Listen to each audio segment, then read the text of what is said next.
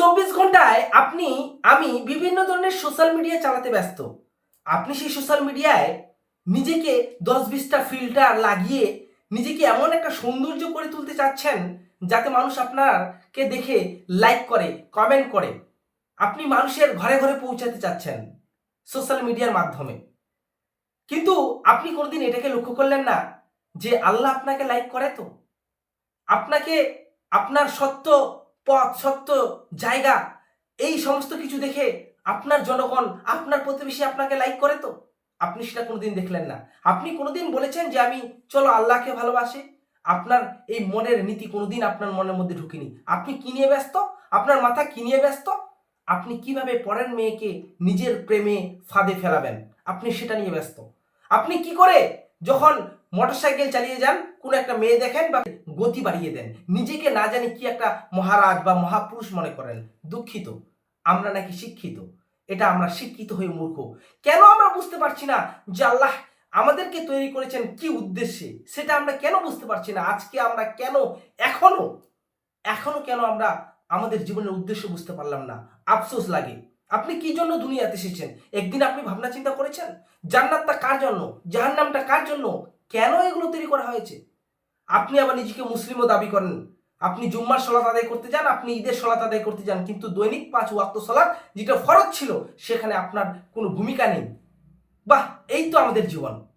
কোনো মসজিদের যদি কোনো কিছু উন্নত করতে যায় আপনি করুন, মসজিদে টাইলস লাগাতে হবে, মসজিদ উন্নত করতে হবে, আপনার সে নিয়ে মাথা ব্যস্ত। কিন্তু আপনি 5 ওয়াক্ত সলাত আদায় করছেন না, এটা নিয়ে আপনার কোনো মাথা ব্যথা হয় না? এটা নিয়ে আপনাকে কি একটুকু ভাবনা চিন্তা মনেও বসে না? আপনি যে নিজের ক্ষতি করছেন এটা নিয়ে আপনার একটুকু মনে অনুভূতি হয় না? আপনি তো নিজের ক্ষতি করছেন, আপনার ছেলে মেয়েরও ক্ষতি করছেন, আপনি আপনার পাড়া প্রতিবেশীর ক্ষতি করছেন।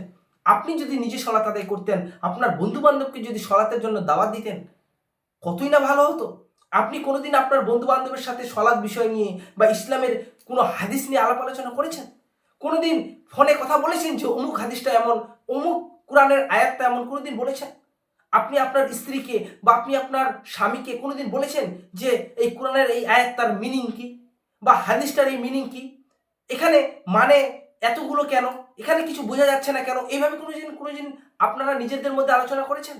যদি আলোচনা করতেন তাহলে ইসলামিক জ্ঞান আজকে মানুষের প্রতি ঘরে ঘরে ঢুকে যেত। এই ইসলামিক জ্ঞান একমাত্র জ্ঞান যা আমাদেরকে, আপনাদেরকে, সবাইকে সচেতন করতে পারে। কারণ জেনারেল শিক্ষিত তো দরকার।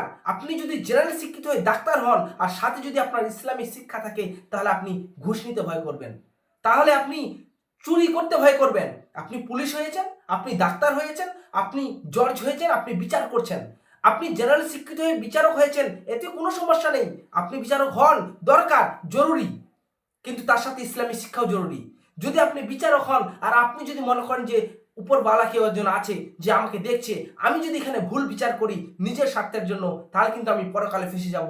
সেই ব্যক্তি কোনোদিন ভুল বিচার করতে পারে না, সে ব্যক্তি কোনোদিন নিজের ক্ষতি করতে পারে না, সে ব্যক্তি কোনোদিন নিজের ক্ষতি করতে পারে না। সুতরাং প্রিয় দর্শক, আমি বারবার আপনাদেরকে বলার চেষ্টা করব যে সলাত আদায় করুন। সলাত আদায় করা বাধ্যতামূলক, যে কোনো মূল্যে সলাত আদায় করতে হবে। সলাত আপনাকে আমাকে আদায় করতেই হবে। নিজে করুন, প্রতিবেশীকে করান, আপনার বন্ধু বান্ধবকে সলাতের জন্য বারবার দাওয়াত দিন। সোশ্যাল মিডিয়ায় শুধু নগ্ন ছবি বা সোশ্যাল মিডিয়ায় শুধু গান শুনতে আপনি ব্যস্ত থাকবেন না। মাঝে মধ্যে সোশ্যাল মিডিয়ায় একটু ইসলামিক সঙ্গীতগুলো শুনবেন, মাঝে মধ্যে ইসলামিক কুরআনের আয়াতগুলো শুনবেন এবং মাঝে মধ্যে জালসাগুলো শুনবেন, যাতে আমরা সহজেই ইসলামের বিষয়গুলোকে মানুষের কাছে তুলে ধরতে পারি এবং নিজেও বুঝতে পারি। প্রিয় দর্শক, আজকে এতটুকুই। আশা করি আপনারা বুঝতে পেরেছেন। আশা করি আপনারা আমাদের প্রিয় নবী হযরত মুহাম্মদ সাল্লাল্লাহু আলাইহি ওয়াসাল্লাম তার পথ অনুসরণ করবেন। আসসালামু আলাইকুম ওয়া রাহমাতুল্লাহি ওয়া বারাকাতুহু। কারণ যা হবে স্পষ্ট হবে।